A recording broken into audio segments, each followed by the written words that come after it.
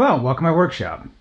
So today we're going to be getting another LS postal Jeep, but this is going to be a different one than we've done before. So far we've done the LS Mail for the US version, the LS Post for the Canadian version, and now we're doing the LS Poste for the Italian version.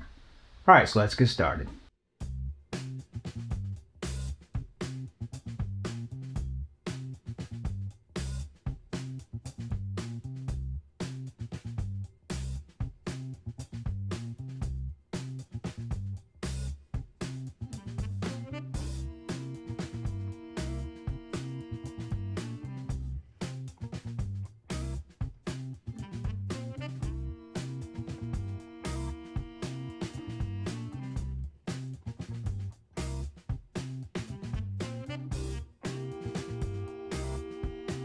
So this is a continuation of my LS Mail Jeep builds.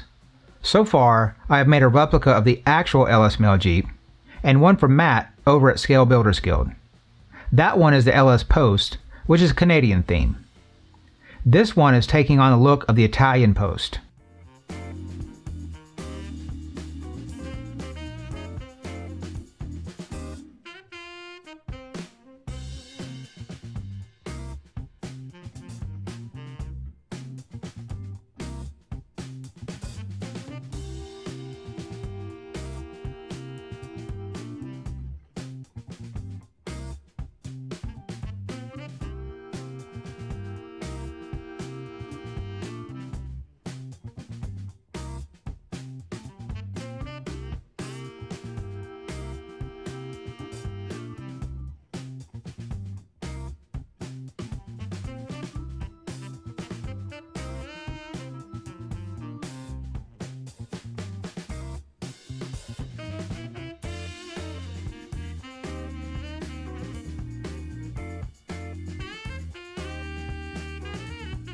I start the build with body panels, which I vacuum form from the original molds.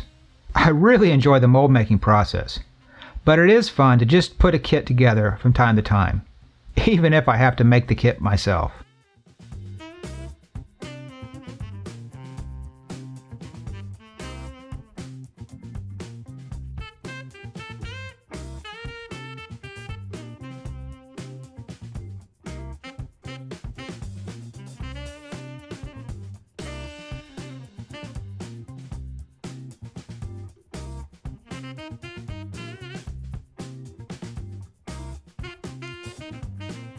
I am using drawings which were scaled up to the correct size as a build template.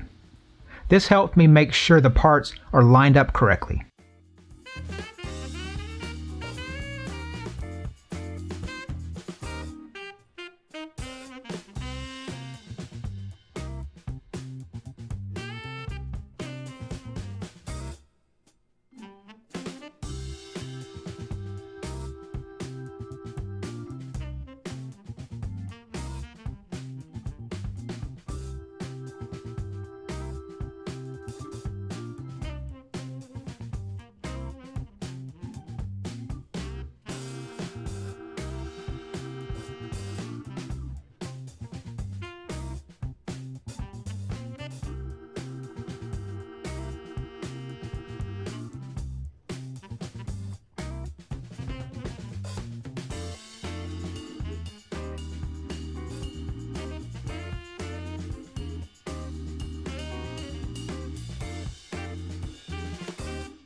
Most of the pieces are designed to be butted together. I will glue on a thin strip half covering one side of the joint before connecting the two body panels. This helps with alignment, but more importantly, it offers needed strength to the butt joints.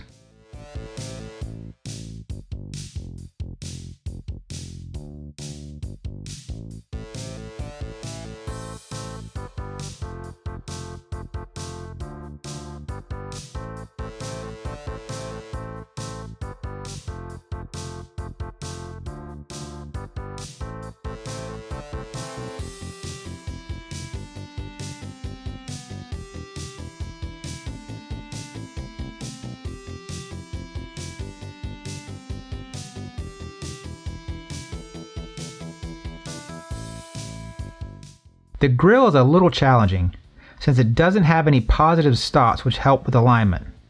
This means taking some key measurements and sighting down the body to verify alignment is correct. Since the base is flat, you can also set it on a table and measure up to the part to verify the pieces are in the right spot.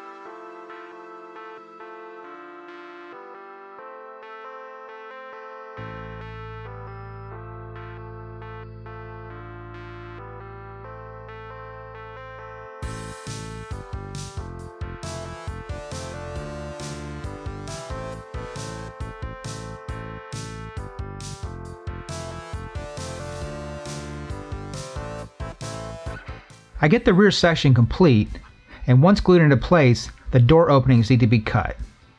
I like to do it this way to avoid any issues with openings not being square and aligned. In theory, it should match up and be spot on, but in practice, things have a tendency to shift slightly. Cutting afterwards makes the alignment perfect with how the body actually is.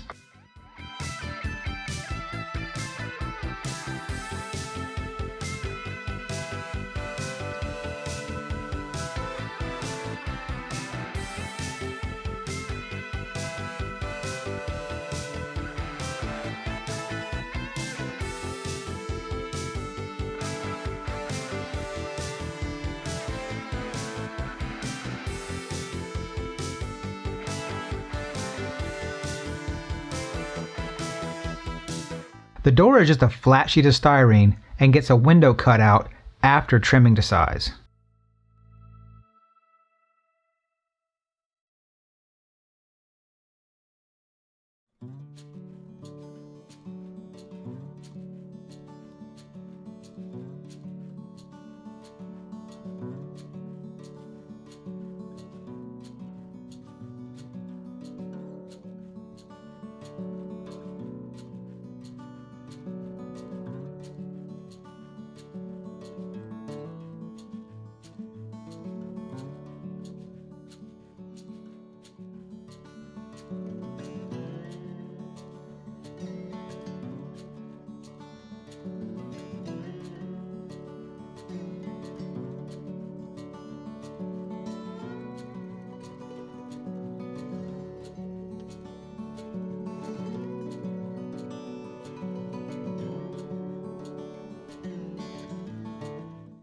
I typically wait to apply body fillers, but I have an armor plate which runs close to a seam. To make it easier to sand, I get the seams sorted first.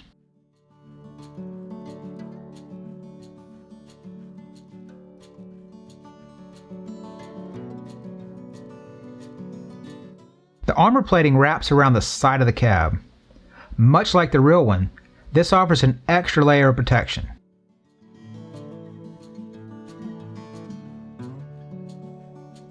The plate needs to be trimmed to match the rear door and the edges sanded back before gluing into place.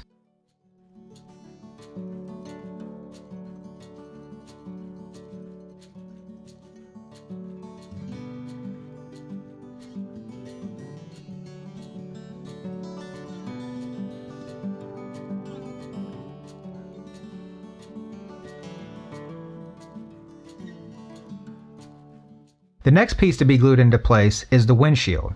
It starts off as a flat sheet, and after being trimmed, a slight bend is added. The bend is right below the window opening. I also add some backing structure to the roof to make sure there is adequate surface area for the glue to do its job.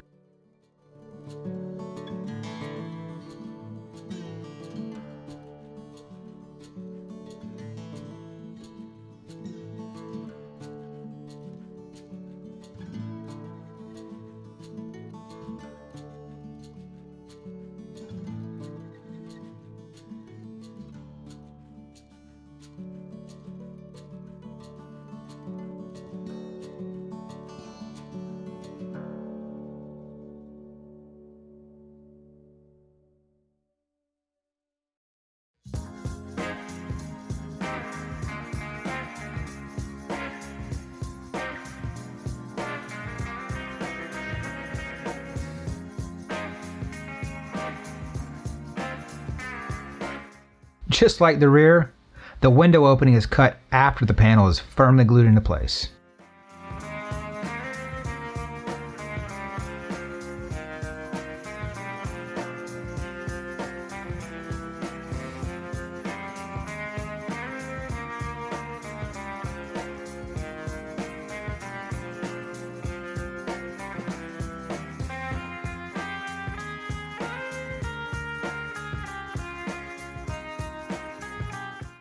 I have tried several techniques for cutting in openings in styrene. What I find to work best is a mix of the score and snap method and also using a rotary tool. I score and snap the straight sections and connect these across the curved areas, staying well clear of the pencil line. After removing the bulk of the material, I come back with a rotary tool and carefully cut up to the line.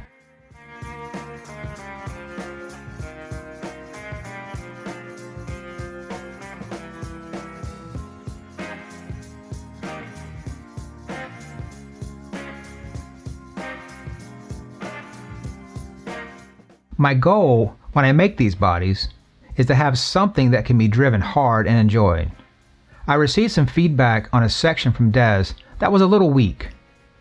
This is the vertical stop which is used for the sliding door. The door is obviously not there, but the stop remains. For this build, I made sure the stop was sandwiched between the two pieces instead of just being glued to the surface. This should increase the shear strength and make these delicate parts a little sturdier.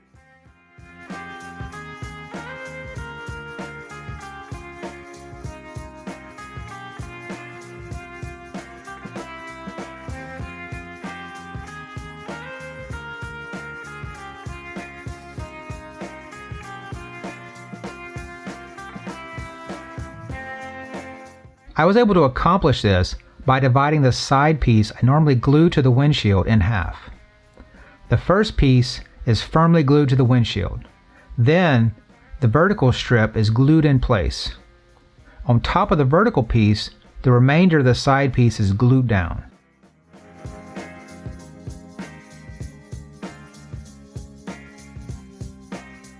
The most iconic, and to be honest, my favorite part of this build, are the front flat fenders.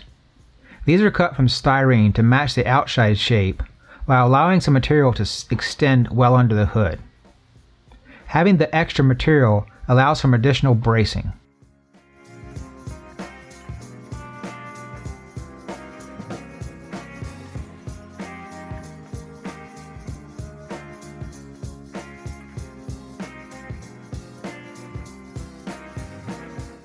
These fenders are protected by some thin solid rod bent to match the shape with tabs that can then be bolted to the grille. As you can tell, this body is stripped down to the bare essentials. Just like the real Jeep, there are no windows, and with no windows there are also no wipers. However, all the original holes were left in place after the parts were removed. For the rear, step bits are used to make the holes that will eventually house the taillights.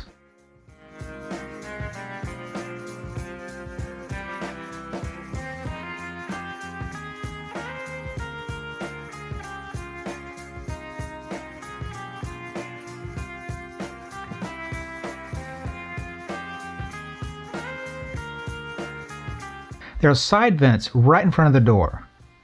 I make these by cutting thin styrene shapes on my Cricut cutter. Once these are popped out, they can then be stacked up and glued together. The design allows for a hollow space where thin screen material can be placed before gluing on the final top piece.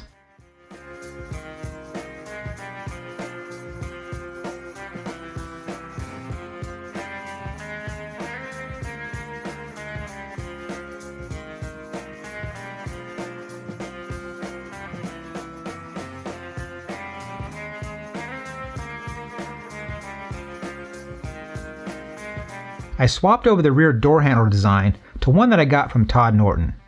At the time, I just thought they looked really cool, so I got a few, set them aside. I quickly realized that these were a much better match than the original ones I used. I just cut a hole in the marked out area and started slowly snipping away material until the part fit. It has a flange, which makes it dead simple to get lined up.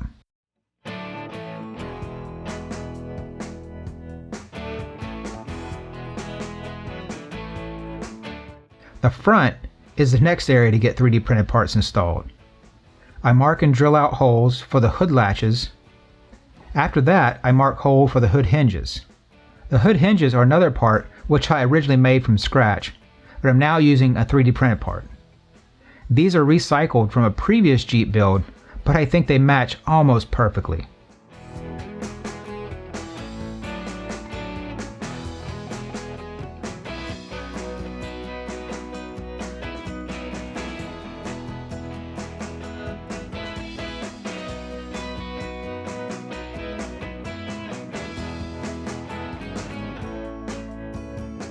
One of the coolest pieces to this build is the aluminum hood plate with louvered vents.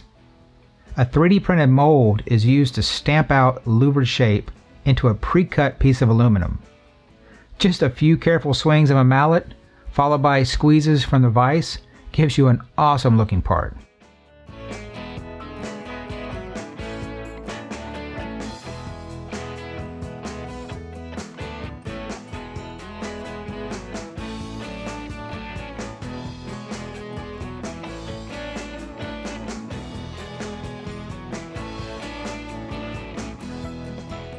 The rain gutter is bent and glued into place around the roof. It just takes a little careful bending by hand to get the rounded shape at the back.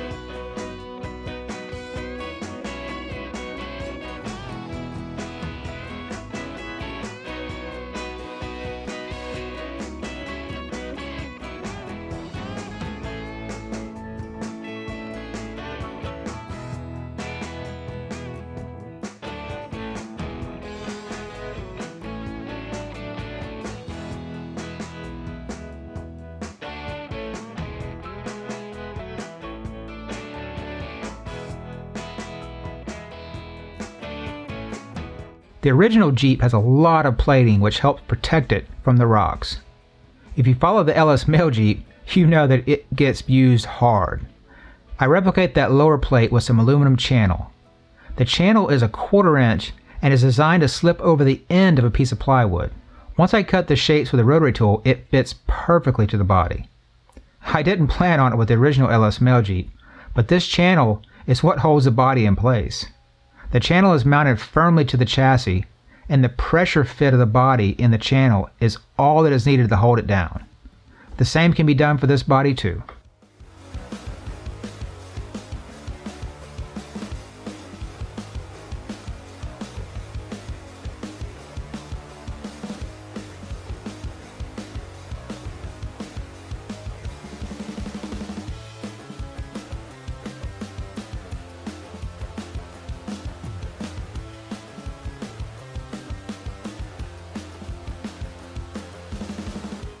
The base coat of orange is applied to the body.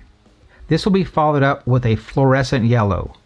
The combination of the orange and slightly translucent yellow makes for a vibrant yellow color that has some muted darker undertones.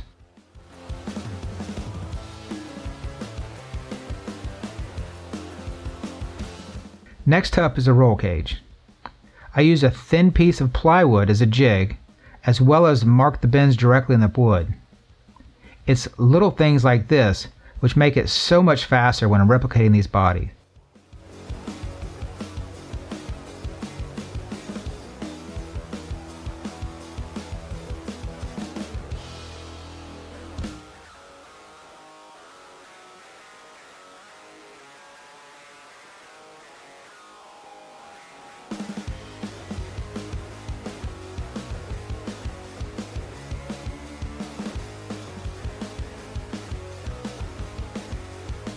To mount the cage, silver solder is applied to the end of the tube and then it's tapped out with an M3 thread.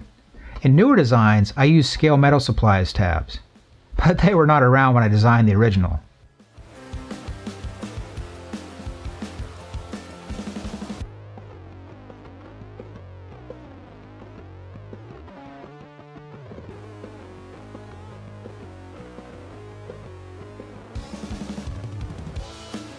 Each tube is cut and bent to length before getting mounted to the plywood. I then cut and notch the cross braces to start tying the roll cage together.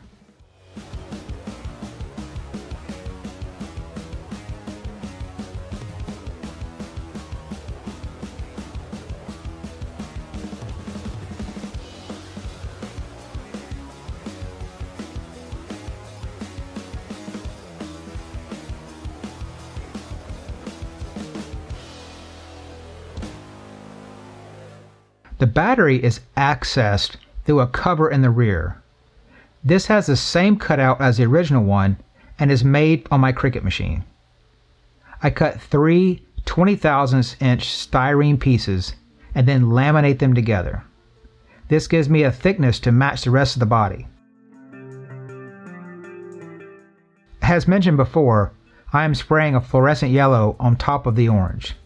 The test panel came out beautiful, but for some reason the paint reacted with the orange below. I ended up pulling it out of the trash on a recommendation from Matt at Scale Builders Guild and sent it to Richard to live out its life in Smiggen's folly. This means that I took a few weeks off to recover mentally and started the build over from scratch. Luckily, I was able to finally find the right color yellow to be sprayed in one go.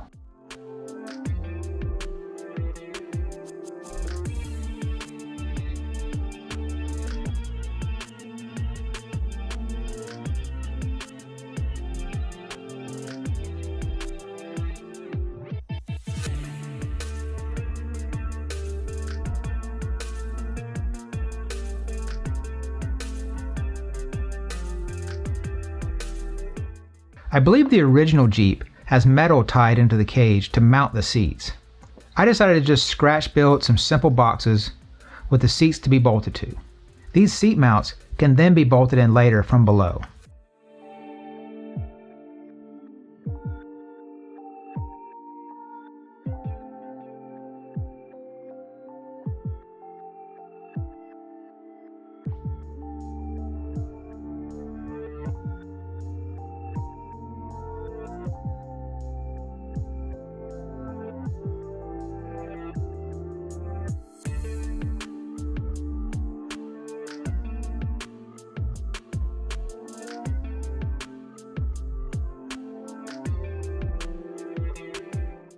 To mount the seat base, 250,000-inch styrene square rods were glued to the inside of the box.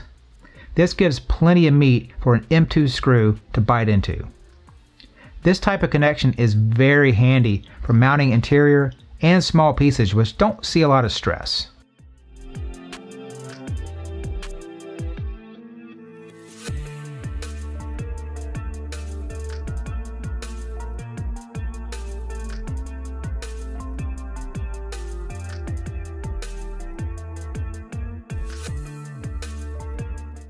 The dash is about as simple as you can get. It's just a piece of 60,000-inch styrene. All I need to do is lay out the holes to be drilled for things like the steering wheel, gauges, and switches.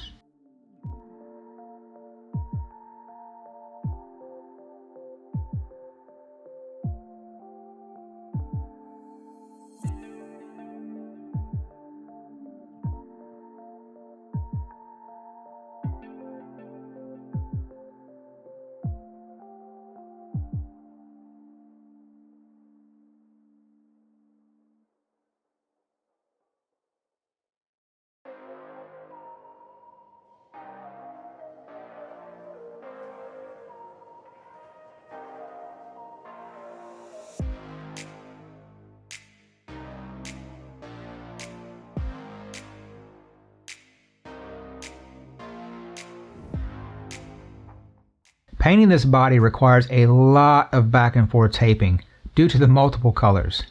It's always fun and nerve-wracking pulling off the masking to see if it all came out okay.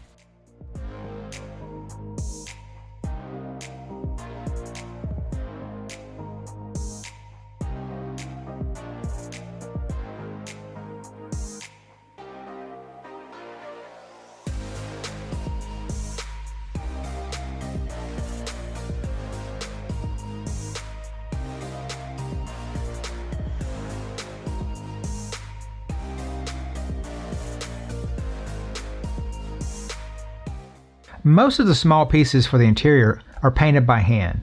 Where it makes sense, I will spray on some color and hand paint the details on the rest.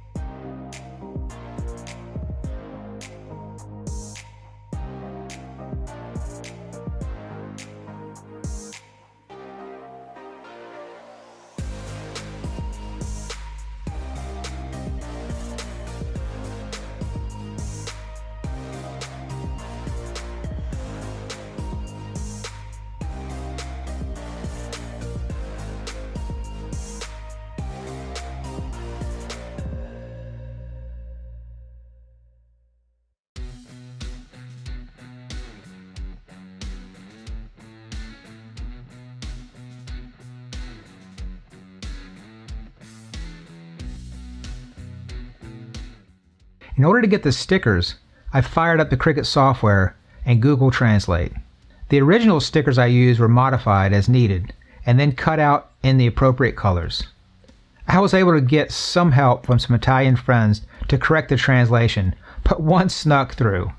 I kind of like that it stayed the goofy Google translation, since the original ones was some janky slang anyway. I figured they kind of match.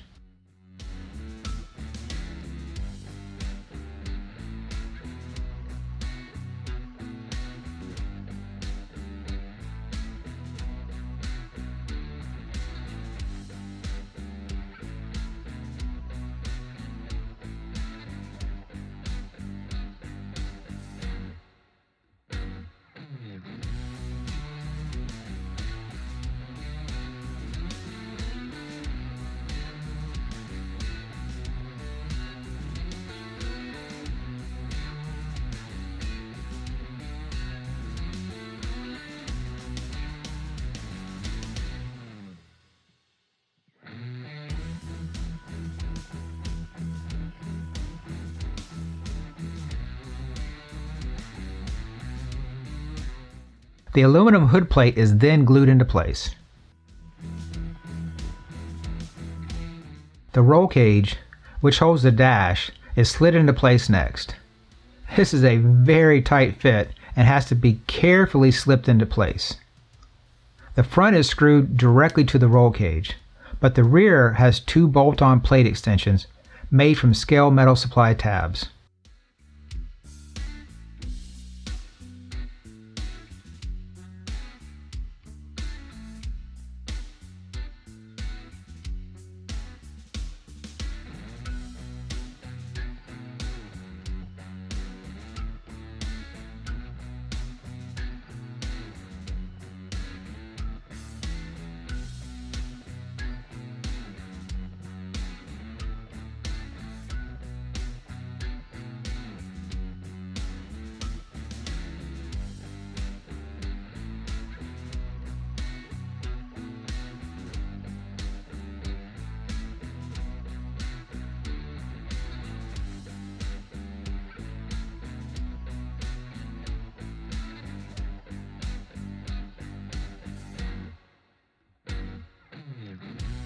There are numerous bolts which hold in place the armor plating and the exhaust block-off plate.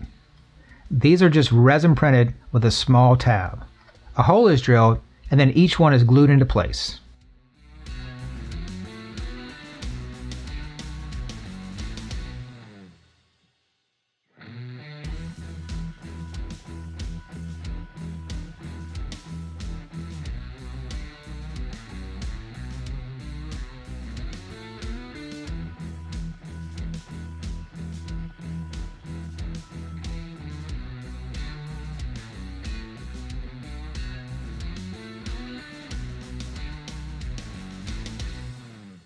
The taillights are axial round lenses, sanded slightly and painted with red translucent paint.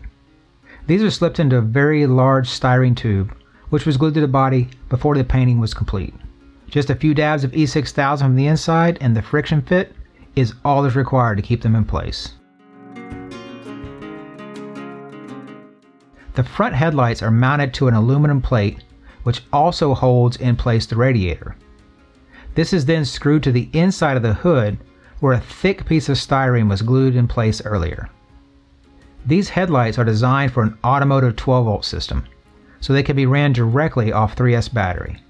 As you can see, they are extremely bright and just happen to be the perfect size. As mentioned, this is my third attempt at recreating the LS Mail Jeep.